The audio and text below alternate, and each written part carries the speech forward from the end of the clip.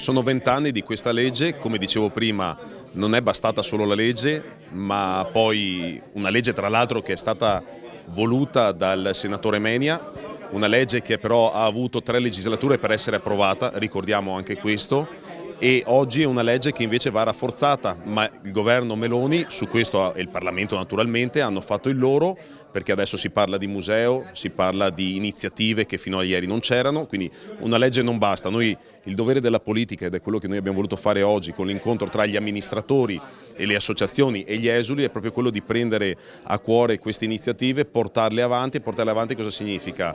Finanziare naturalmente le iniziative, finanziare la legge come sta facendo il governo attuale e fare tutto quello che è possibile perché il ricordo non passi nell'oblio. C'è un appuntamento importante, 16-17 marzo, in verità poi il 17 è quello aperto a tutti, dove l'incontro ci sarà tra gli esuli, le associazioni e gli amministratori nella sala consiliare della città di Jesolo. Ringrazio naturalmente il sindaco Christopher De Zotti che su questo si è impegnato e che ha voluto fortemente questa iniziativa, insieme a Silvano Olmi, comitato 10 febbraio. Lì ci sarà il momento per fare il punto sulla legge che compie 20 anni e quindi tutto quello che c'è stato in questo lungo periodo e che ha visto sempre più amministratori essere vicini non solo agli esuli, non solo alle associazioni, ma vicini proprio al mantenimento del ricordo. Come si diceva prima, appunto con una massima che diceva il senatore Menia, ovvero quella di non conservare le ceneri ma mantenere viva la fiamma.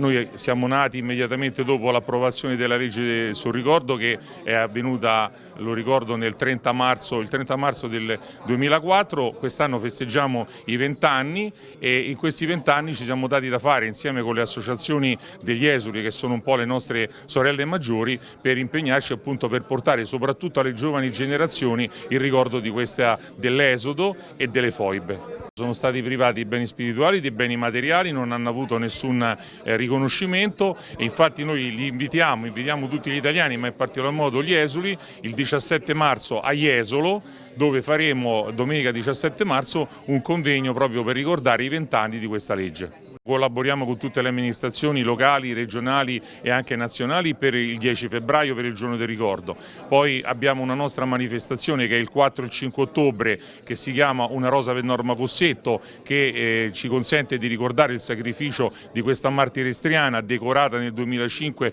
con la medaglia d'oro al merito civile, e poi il 23 aprile lanceremo la campagna